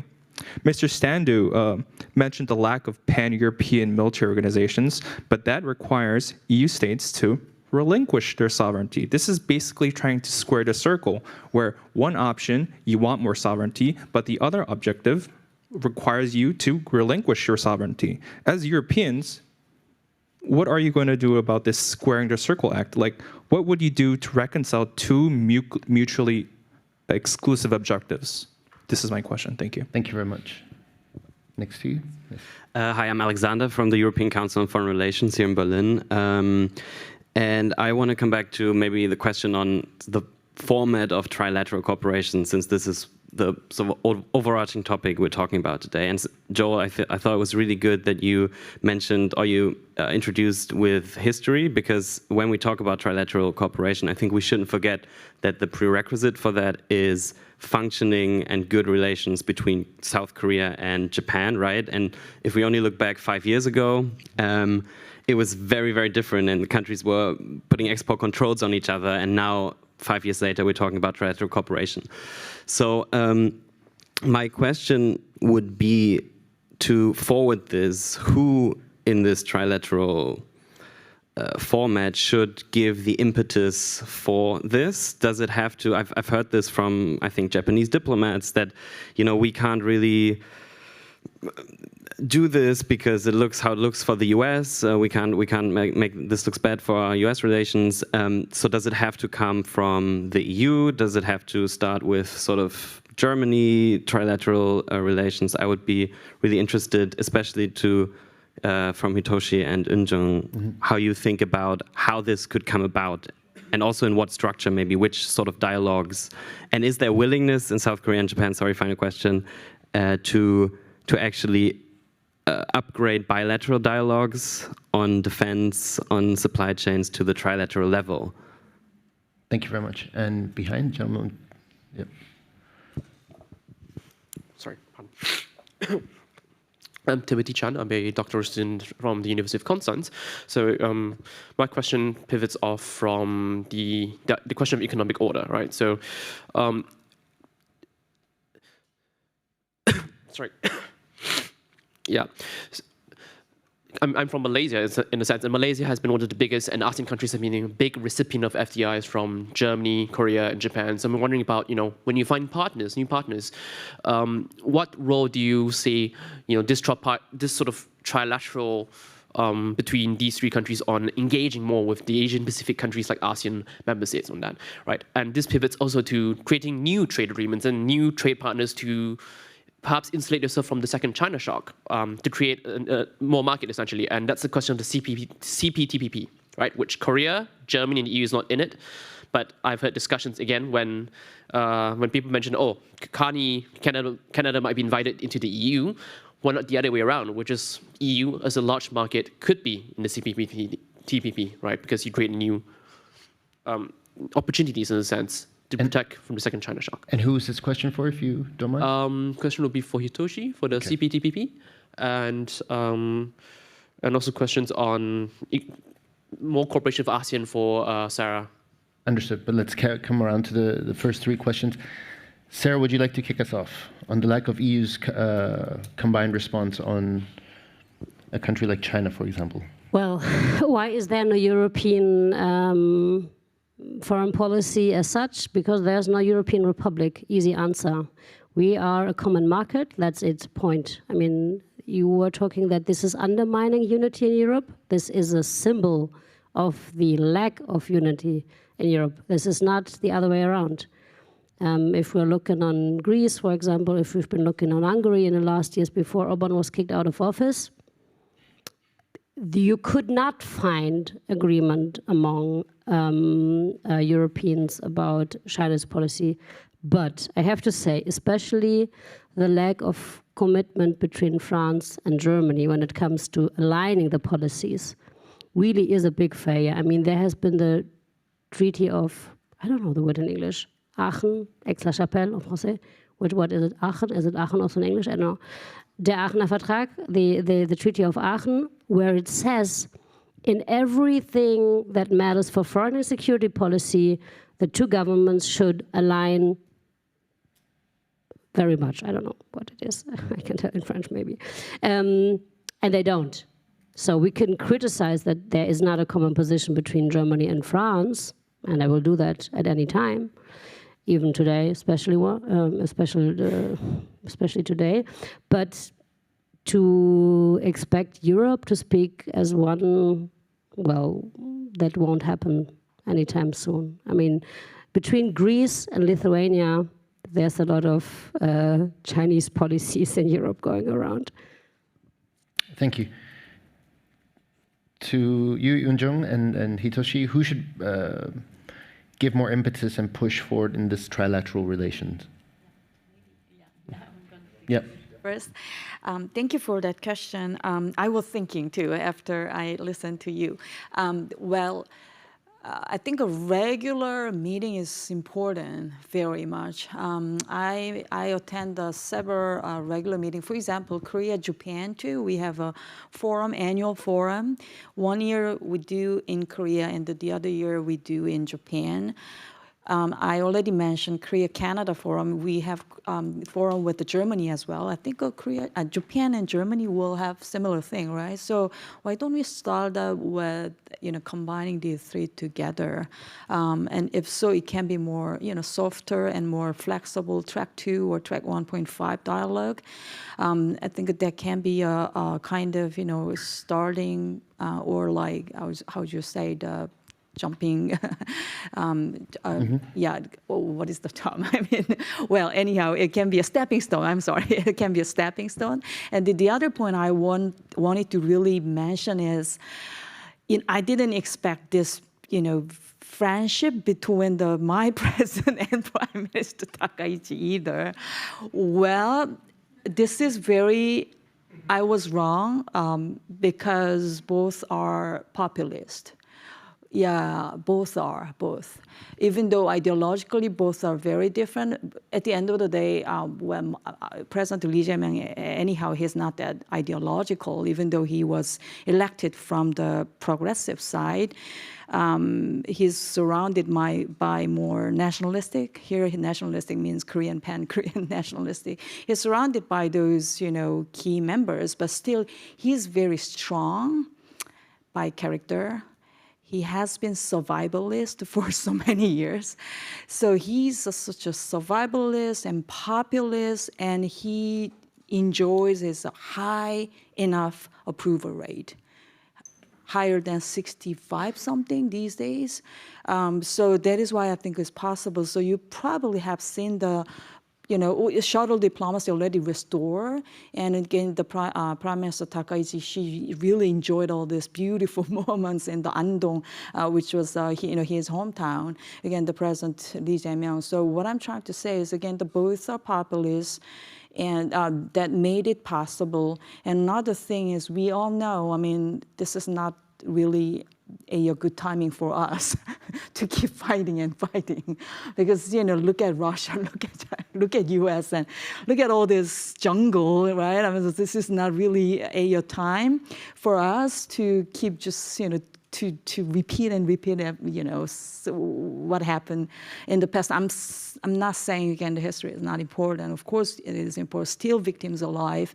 However, I think this is more like a strategic rapprochement between the two populist governments. That means again, we can see this for a while. I think, for probably longer than we can, presume. That's my reaction. Thank you. Hitoshi? Yeah. Yes, so I was asked about, MOFA, Foreign Minister, so I think, well, I'm not going to go into how MOFA is situated in the Japanese bureaucracy structure. I think I would try to point out, okay, so I think whether the ministry is to blame or not is probably not the question. I think it's a limit of government. And I think that would exactly be the reason why I would like to sort of emphasize that, okay, so it has to be like civil society. Because MOFA could not preach about human rights or democracy. The German foreign ministry might, but I think that was not really the main. The Japanese MOFA has always been emphasizing it, but then it was like, sort of putting it on a statement, and whether there was passion behind it. I think in order to sort of win people's sort of hearts and minds, you have to go a little bit further than the bureaucracy actually does. So I think that's the exact reason why civil society individuals, and I would like to emphasize here that Japanese companies should be playing a more role right there, because it's not only risk management, it's to sort of shape the market in a friendlier way, in a predictable society. Because things are so unpredictable in a society like China. You suddenly be targeted and charge fees, or just be ordered to get out, go home. So I think the companies, industry should be playing a lot more big role. And I think I would like to point out Hans Kundunani. I think the German audience is more familiar with his name rather than in Japan, that he collaborated with IOG in 2023, 24 or something, and came out with a co-edited book, Transformation and Limits of Liberal International Order. And in that conclusion book, he emphasizes that the American and European-led liberal international order is facing serious limits because the global south is unwilling to follow, et cetera, et cetera. Well, but what is actually an Asian kind of human rights? And we see one obvious example, China. How did they treat Hong Kong? They said economic growth comes first and then human rights respected. Exactly the opposite is running. They did economic growth and then they tightened. control over human rights. So I think we have to be careful right there when we talk about Asian kind of human rights, because we only seems to be the wrong one. And human rights is true for anyone. So universality has to stay there. And I think we're losing confidence in that because Global South doesn't seem to be willing to follow us. But still, I think we have to insist. And I think one hint would be Prime Minister Takaichi's advanced version of free and open Indo-Pacific FOIP vision. That it's not actually going to force Asian countries, but willing to run with them as long as they want to join. So I think that's a sort of a renewed conditionality that we want to sort of encourage human rights, rule of law, etc., but we're not actually going to force it, but be crystal clear on which way we are heading towards. I don't really agree if Prime Minister Takaichi is populist or not. I think it's only a question, okay, she might be one, but it's only a question how you use it. How you use her, okay? So if she's, yeah, sorry, I think I have to end there. Yeah, and I just, because the next question is also for you, so I'm sorry to cut you off, I don't mean to be rude, but for the sake of time, there was a question about what role in this trilateral arrangement, what appetite is there to engage other ASEAN countries? So if you don't mind, very briefly. Yeah, sure. So yes. In fact, I think I'll answer the CPTPP question because it's very important, and where's their appetite or not. I think one thing has to be clear that the EU and the CPTPP is not really a good couple in terms of what kind of rule there is, because the investment dispute settlement system, it's American system, and that's quite contrary to the EU. And that in Japanese adopted to the American system, the TPP, which became the CPTPP. So suddenly the EU joining the CPTPP sounds a little bit not realistic, but then still, if we talk about Asian countries like Malaysia, where we are going to refine the non-China rare earths, is right at the center, like the CPTPP, and it doesn't have to be limited to CPTPP, like FOIP or it's any sort of Quad, which does not have to be limited to Japan, US, Australia, and India, but we could try other kinds of Quad sort of cooperations. So, and Malaysia is a country of CPTPP. So I think there's a sort of appetite among the Southern Eastern Asian countries that one thing is crystal clear common among them, that they don't want to be asked to choose between China and the United States. So I firmly believe that there is an appetite right there. Is that enough? Yeah. Thank you, Tosh. We have time for one more round of questions. So this is your chance. All right, we have quite a few. So I'm going to collect. I asked you to please be brief with your questions. No commentary, please. And also the panelists, so we can do like a quick 2-round blitz question. So did I see a hand there? Yes, please. We have 1, 2, and then the lady in the back, 3. And then I'll come over to this side. Hello. Thank you so much for the insights. My name is Grace Asmolica, and I'm a doctoral researcher at Freie Universität. I study innovation procurement in the defense sector, so my question would be for Ms. Nani. We heard some of the topics or issues such as supply chain, competitiveness, resilience, and your very insightful point that you made that we need to be ready to act now, but also to plan in the long term. We have seen recently efforts at the EU level for joint procurement in the defense sector. We have seen the Accelerated Act for purchase in the military in Germany, and more recently also interesting lists of weapons that the government would like to buy. So I would really like to hear your perspective on whether you see these actions as more of like actions done in panic, or what is the strategicness that you see embedded into these actions, considering the geopolitical developments that you also shared and we discussed during this panel as well. Thank you. Thank you very much. And we have the second question here right in the middle, 3rd row.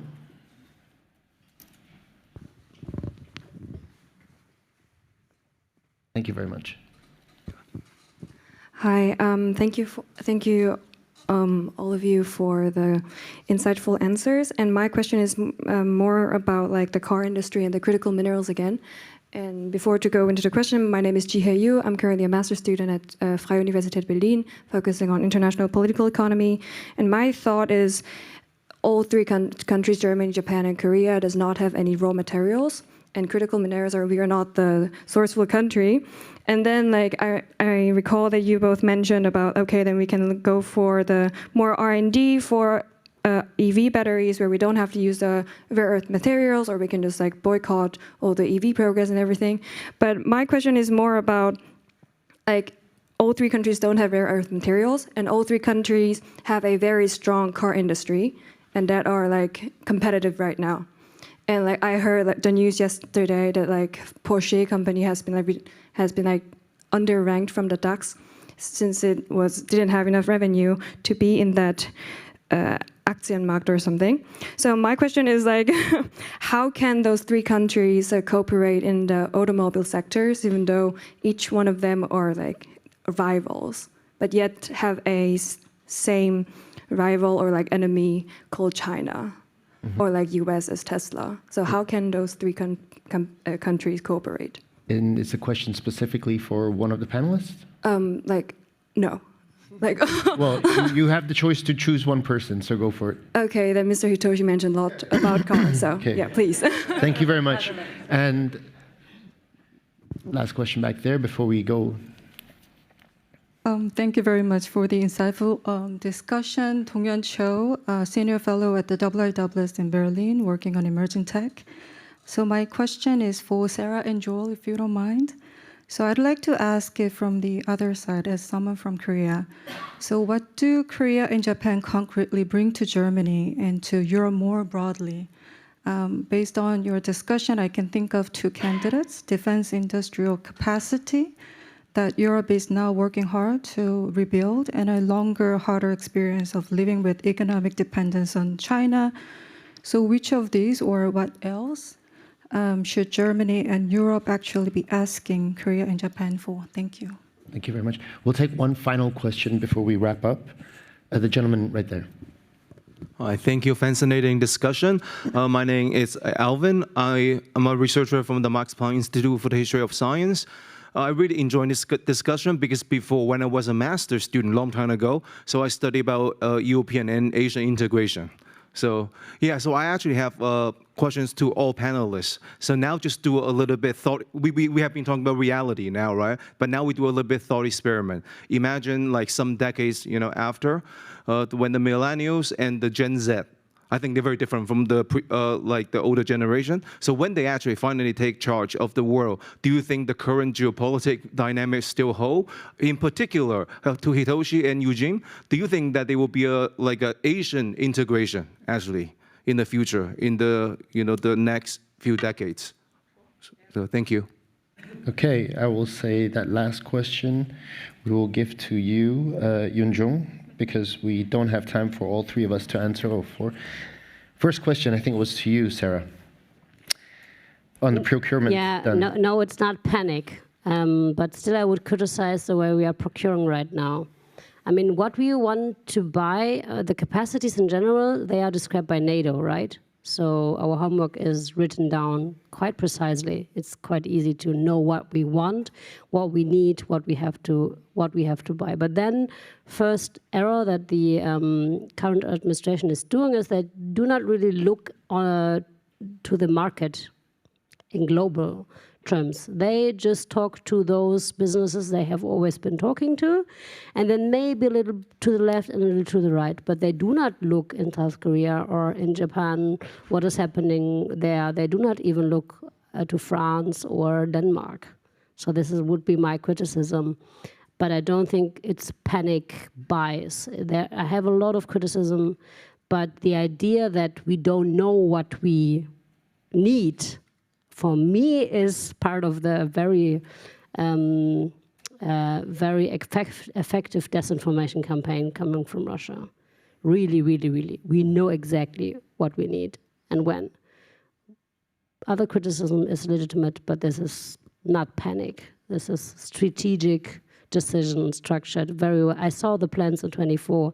I saw the plans in 25. In Mons, I've been to the headquarters. They know what they do. Thank you very much. Hitoshi, very briefly on the car industry and how the three countries can cooperate. We're also competing for the same thing. Just 30 seconds, I think. So fair enough what you said, and we're all rivals. And we've seen, was it the Swedish firm, Northvolt, which was supposed to be producing batteries? It failed. And Europe didn't have enough engineers. And they even tried to get some engineers from China and then failed.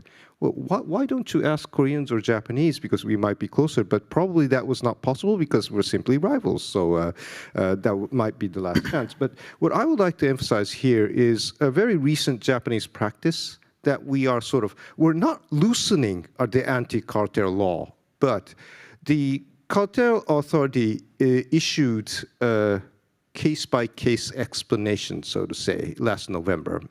And this almost sounds like loosening the anti-cartel law, that it allows in some certain circumstances the Japanese companies are to coordinate to get their rare earth.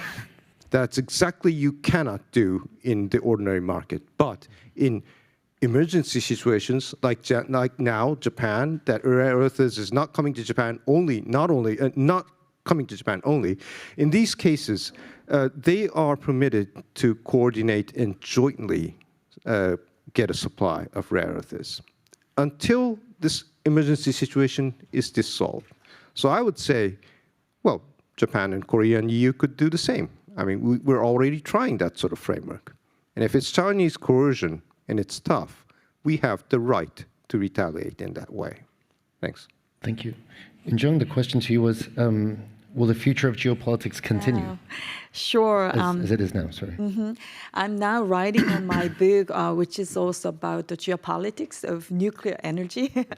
But what I'm trying to actually argue through my book is, again, we live in a very transitional period, and we see both, I think. Integration certainly moves on. For example, cryptocurrency. Cryptocurrency will be replacing the hard currency more rapidly, I think. In that sense, I mean, all this like a billionaire or trillionaire, whoever those, so-called world capital power, their power will be getting greater. So that's another like kind of way of integration. But at the same time, geography is very enduring. It's very strong. We all humans, we stuck in this physical world, even though we are talking about all these metaphysical things, but we live in our body and we live in our land. So this geography still does matter. And the thing is, we live in a more multipolar world than before, but at the same time, one single superiority in every sector is impossible. In some sector, U.S. can be more dominant. In other sectors, Russia is already more dominant, or Germany can be, or France can be, or South Korea can be. So we need to think all this politics, geopolitics, or like IR, international relations, in more multiple dimension. That's what I'm trying to argue. That might be my concluding remark. Thank you for the wonderful question. Generational thing, I don't know. I might be too old to talk about those, next generations' mindsets. Thank you. Thank you very much. We're at the top of the hour. Just so, Sarah, I'll give you the last word. What can engagement with Japan and South Korea bring to the Germany? Learning opportunities, I think, and other opportunities when it comes to wealth, prosperity, cultural exchange, and I really hope that we are continuing and even deepening our ties in the years ahead, because we have to, but also because we enjoy doing so. Yeah. I want to leave on a positive note here, not all doom and gloom. So the last word to all three of you, and literally a word. If there was one space that you would like to see more deeper trilateral cooperation, which area would that be? You've got 3 seconds to think, and we'll start in the middle, Yoon-jung. Well, my apologies. Democracy might be too obvious answer, but I think we really need to work hard to revitalize our industry. It does create jobs. for your people. Job creation, that's one. Sarah? I would go for climate and transition of the economy. Not because I don't believe in cooperation and defense. I do, of course, a little bit. But I think that it's even more urgent to decouple or de-risk our climate questions from China. Mm-hmm. So that's why I would go for that. Thank you very much. Last but not least, over to you, Hitoshi. Oh, you two just covered the best two things, so I just You're gonna say the car industry. But that sounded like something too much obvious. So I think I would try to say, so how to use the space, because you could absolutely go nuclear powering because it's full of radiation up there, anyways. So you don't have to worry about nuclear pollution up there. Generate power, solar panel as well, and just send that electricity back to the Earth so that we don't need any power generators back home here, right? So just let the space do all the tough work, and we live a nice, natureful Earth. And the data center also has to go to Earth because it's going to generate heat too much, but it's too cold up there that you don't need any water to cool down the data center. So a very, like a movie Star Wars sort of imagining dream sort of world. Let's use the space more, sort of. Thank you very much for sharing that radioactive ray of sunlight with us to end. It's all on the record. But anyways, thank you all very much. It is 4, almost 5 past. And it's on me to say thank you to the panelists. But before I come around to the panelists, I wanted to also thank the Heinrich-Böll-Stiftung for hosting us and bringing us here. And a special shout out to Ella Soesanto. Where are you? Ella, hands up. Thank you very much for bringing us together. And sorry? Yes, Han, of course. Thank you both thank you both very much. And I also want to thank my colleague Sophie Weiss, who's sitting up front, for all the effort and support for helping us from GPPI side with this event. A big thank you to all of you, the audience. I know it's a Monday, it's a sunny day. It doesn't happen so often in Berlin. I've been here for 20 years, so I really hope you get out and enjoy the last sunlight. And for those who are online, thank you as well. Finally, last but not least, to our excellent, fantastic panelists, thank you for an insightful, enlightening, and timely exchange. Thank you all very much.